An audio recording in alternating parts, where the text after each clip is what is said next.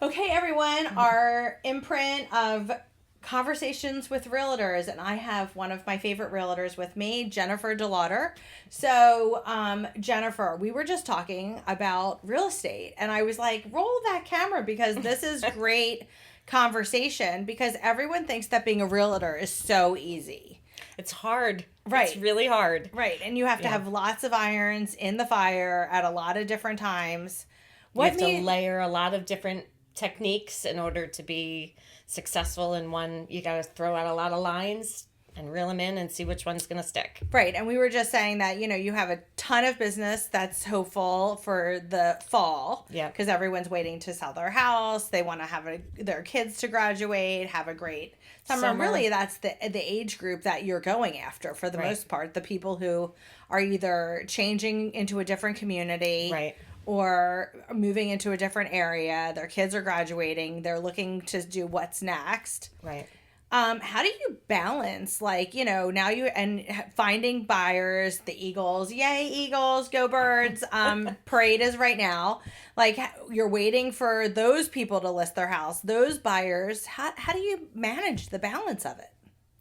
I think it's just being consistent, right? Being consistently out in the public, being consistent in the community, trying to give back, trying to give value, keeping up on education because the market's always changing, and layering like all those pieces, layering being out in the community, layering real estate, what your home is worth, what's happening in the market, layering giving back, layering education. It's all those things that I think add up in order to be successful and have a business. Right. I love that you've really leaned into your social media. Yes. You really show lots of different shops and restaurants, and I'm always like, oh, I love that. I need to go to that store. I think that that's great that you really show the community, and then you show fun things to do in the community. Right. I started it during COVID because I felt so bad for those mom and pop businesses. Right. And they were struggling and they needed our help. And retail still needs our help. So I was like, well, what could I do? That was during COVID. And then, COVID ended and I was like, I can't really give it up because I felt like they needed me, right? And I also like giving back to those businesses. Sometimes when you're a small business, you're deep in the trenches, right? You're trying to get the product out. You're trying to have a successful business, but you maybe don't know how to do the marketing piece of it or the social media piece of it. So it was just easy for me to go in, introduce myself, ask if I could promote their business, put them on social media, give them a little highlight. Most of the time I shop there anyway, so I love them, right? So I just want everyone to love them. So it's just easier to, I don't know. I think when you love what you're doing, it's easier to highlight them. Yeah, I totally agree with that. And you can see that you're so genuine with what you're showing, and I'm always like, oh my gosh, I have to get to that area to look at that. So I'm gonna definitely do those things, and I think everyone probably thinks that, and I love how that works. Well, I love when they call me and say you put such and such on social media, and I had like 3 people stop by today and buy something. Yeah, right. That's great. And then the people that are watching that on social media, sometimes they call and they're like, I need a dog walker, or I need this, or I don't know where to get that. So the goal is that they think of me for real estate because I know what's going on in the community. And yeah, I love that. Yeah. How long have you been a realtor?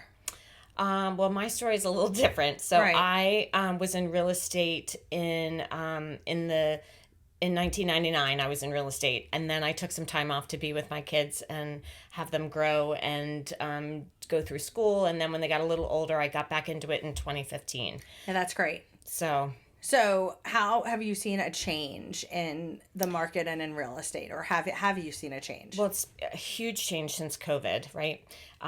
It's the way real estate used to be sold versus the way real estate is sold now. It's much more fast paced now. There's a lot of technology that buyers and sellers have immediately on hand. So they're looking for like instant responses, and they can do their homework before we meet with them. So I think that they're savvier now.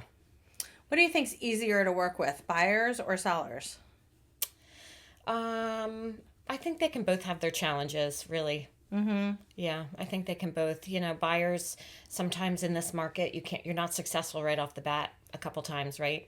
They have to understand the process. Sometimes buyers need to lose a house or two before they're all in. Right. What do you think do you think that's the biggest challenge for buyers right now, is possibly losing a house or two? I think right now it's inventory. Right. Now. Okay. Right now, I think it's inventory. I think probably, once we get over the Eagles parade and the spring market starts to pop, I think it might be inventory will lessen up and they'll have a little more to choose from, and then I think they may have to lose a house or two because they're not really they don't understand it. They don't Right. understand that they have to go all in first. There's no negotiating. You have to give your best and highest offer right away. Right. What do you think the 3 keys to being a success for a realtor I or think people would be? I think you have to be a people connector. Like, you have to be connected in the community. A networker. A networker. And I think you need to be always learning. I think you definitely have to be learning in this business. It's not like it was, 20 years ago. And I also think you have to be honest. You have to have morals and be honest and be able to communicate your honesty to people. Like, they hiring you to be honest. And sometimes you have to tell them the bad things. Right? Like, it's not your house isn't worth that much. And maybe this market isn't for you.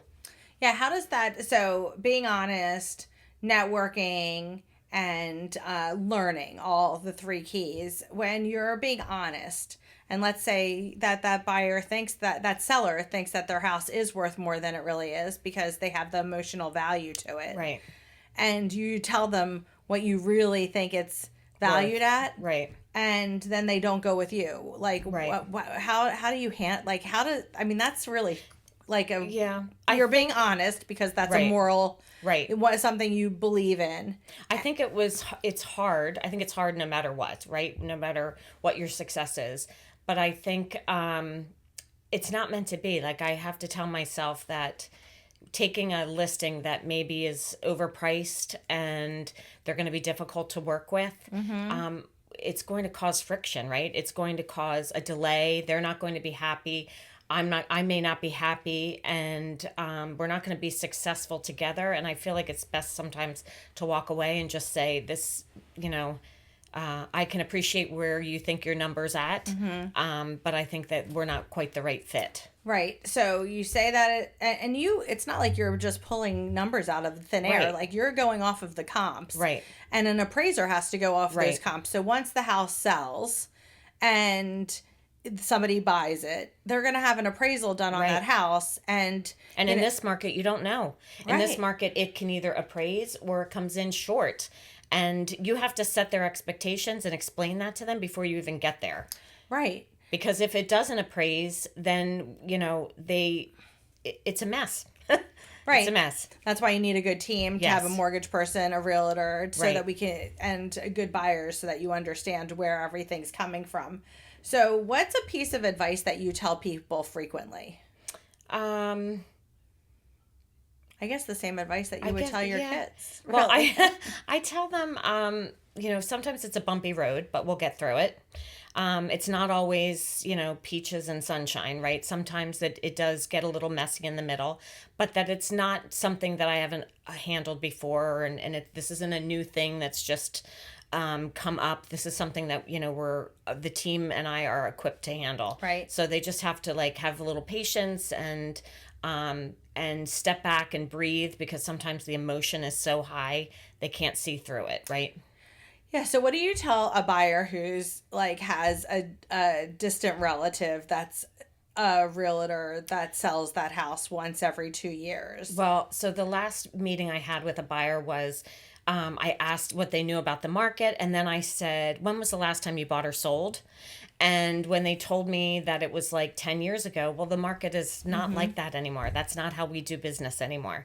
So I kind of gave them a very brief snapshot of what is happening.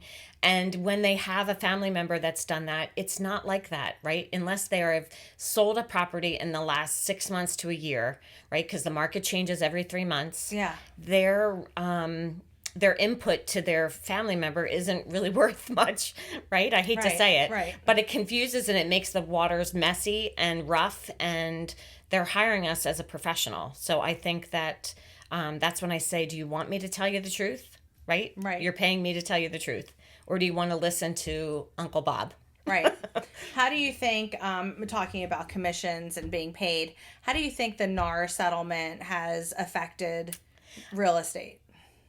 I'm not sure it has, to be honest with you. That's what I feel. Yeah. The really good realtors are like, I they've think- always done what they Yeah. always have done what we're doing right now. Right. There's been no change. I think, like, back in August when there was new paperwork that had to be signed, I think there for a day or so everybody was kind of on heightened alert. Right. But it's just business as usual. Yeah, it really I'm is. so pleasantly surprised that there was all the hype was really about nothing. Nothing. Yeah. And I couldn't believe that there was so much hype about like 2 new lines in the agreement of sale. I know. Because really, effectively, that's what it was I know. about. And change is difficult for everyone. It's just so funny that little change, when you guys see change so much in the marketplace, affected it. I think the things that I'm seeing the most are maybe other agents that are not as educated, that didn't get educated by their brokerage, didn't take some classes, and sometimes when offers come in, those 2 lines in the agreement of sale are filled out incorrectly because they don't know what they're doing, right? Right. So it can be like a learning experience trying to explain it to them, taking a step back and realizing that we're not all equal, right? Some of us have education above others and we need to share it. Yeah, so that's the way I feel about mortgages. I always say not all mortgage people are created equal. Right. And that's hard for everyone to understand. And it's really about what's your experience. But not only what's your experience is how are you up to date on all the changes in the marketplace? Like there's tons of changes, even right now with the change in administration. What's going on with the CFPB? The Consumer Protection Bureau agency, CFPB, Bureau, that would be bureau, not agency. Okay. So, what's going on with that? How's that affecting it? Are there going to be regulation changes? You just have to roll with the punches and be educated on it and make sure that you understand what's going on. Is there a crazy thing that ever happened when you were showing houses? When I first started, I was showing a property in Doylestown Borough, and we walked in, and the gentleman was in his birthday suit in the kitchen. Oh my gosh. And I was like, like, hello. Yeah. I'll never forget. Every time I drive past the house, I'm like, yeah, that's when that happened. Yeah, it's so funny when you do business in a small area that you know how many houses you've done those loans for, or that you've sold those houses. You drive by and you're like, yep, I've seen that one. I've been inside that one. I've seen a lot inside that one, yeah. Yeah. That is funny. So, how about, you get to see lots of people when they're buying a house is pretty much the biggest purchase of someone's life, and especially people who have never purchased as their first home, they're starting their families.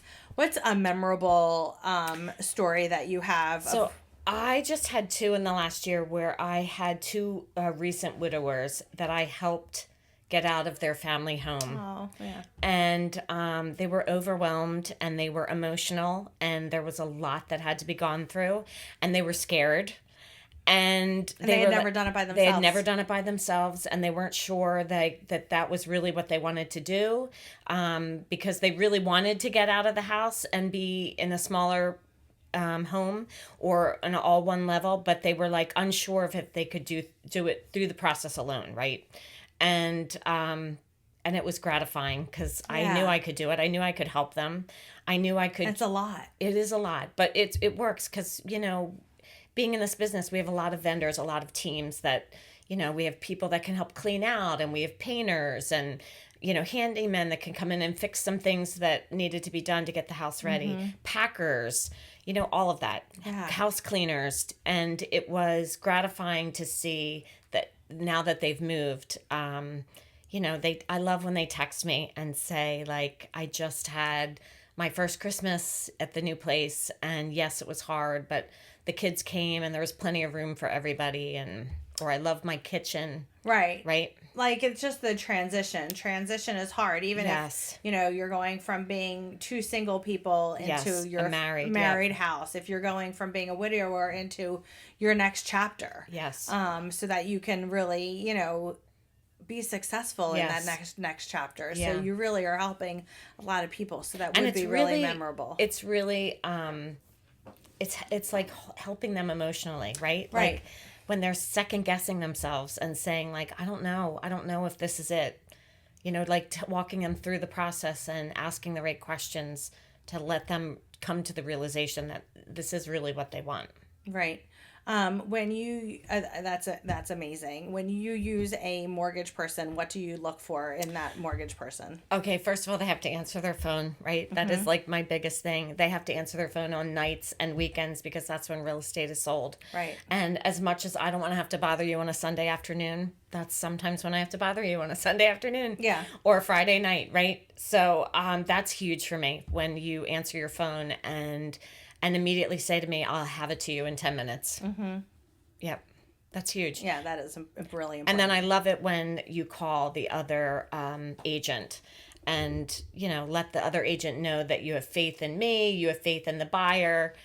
Giving third party validation is super important. I do believe that I do that all the time, but it's nice to hear that those things are important because sometimes that's what pushes us over, right? That's sometimes what gives our offer just the little bit it needs to get over the hump. Right. And I also, I think at least my team tries to be available all weekend long. Yeah. And unless, I'm always like, Jennifer, if I'm driving, I'll be there in 10 minutes, or I'll text the other agent, or I'm going to do it right, as soon as I can. The nice thing is that we're both in kind of the same place with our kids. So we don't have, I think it's easier as you're not on a soccer field or stuff. I remember always being like, I'm on a soccer field. I'm at a basketball game. Like I will be able to get to it in an hour. So I don't have those struggles are real when you're balancing family and work, but it's so kind of nice now that I'm past that chapter that I don't need to worry about that. Like my biggest worry sometimes is I have to let the dog out. Right. Right. Yeah. So we answering your telephone and giving third party validation to the other agent. And I know that once the buyer's in your hands, like I don't have to worry about it. Right. I don't have to worry about it. We close all loans. Yeah. I don't have to worry about it. So So what would you say the difference? So we're a boutique lender. What would you say that, and because I know you, I know I can ask these questions and you give me honest answers. What do you think, like somebody comes to you with a approval from like a big box lender. How does that work? Well, I just had one of those and it was a disaster from start to finish. Yeah, but they don't believe you that it will be a disaster. They don't believe you. So how does that work? Well, I suggested right away to the other agent that, they maybe switch to a more local lender. And he's like, oh, no. But the deal got postponed like 3 or 4 times. And it finally closed, but it was horrible for everybody involved. And I think it's important that I don't know how to get it through their heads. I always say to them, will your lender answer the phone when I call on a night or weekend? Or when I have a problem, are they going to take my call right away? Right. Is there a local number? Do they have a cell phone? So people don't realize like that I mean, I believe I'm a local lender even in Florida, even though I'm not a local lender in Florida. But having a local lender means using local appraisers. Yes. And understanding the area that you're working in. And what lots of people don't understand is that local appraiser in so many areas in the United States, it makes a big difference. But especially in this area, your house, if it's in one county or another county, can make a difference of $100,000. Yep. And I think that's what a lot of people don't understand. Think if it has a 1-800 number, it's like, forget it. They're not going to pick up the call when I have a problem. Yeah, having that cell phone is super important. And sometimes, and sometimes when the appraisal comes in and it's low and then you find out the appraiser's from Timbuktu and doesn't know the area. Yeah. You're like, of course it came in low. Yes. You already know it's going to be the case.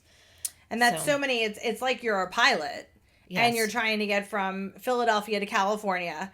And lots of different things can happen. Right. I mean, I think that one time I added up and 89 things can happen during the course of a sale. And what you want to do is you want to check off the categories and know that you're not going to have that problem. Right. Well, if you can already prevent it before, right? Like, why not? You? Why wouldn't you? So I just met with people and I said to them, they said to me they were going to use a credit union. And I said, that's great. Make sure you get their phone number. Make sure you get their cell phone number. So on a night and weekend when I have to call. And they called me the next day and said, oh yeah, they're not going to give us that. I said, okay, well.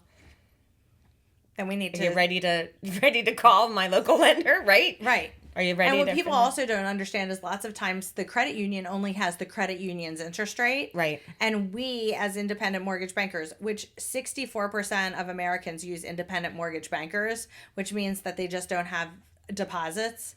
And we can shop everywhere for a mortgage. Right. So that's like the best of all worlds. But people are like, oh, I use the credit union. That's going to be easy. Yeah. It's really not easy because you can't get to somebody 24/7. And even though you might not call me 24/7, the reason is because we're going to make everything go smoothly. I've never had like a good track record with a credit union. Right. They try their best. They're just not up to par. Of course. They try their best.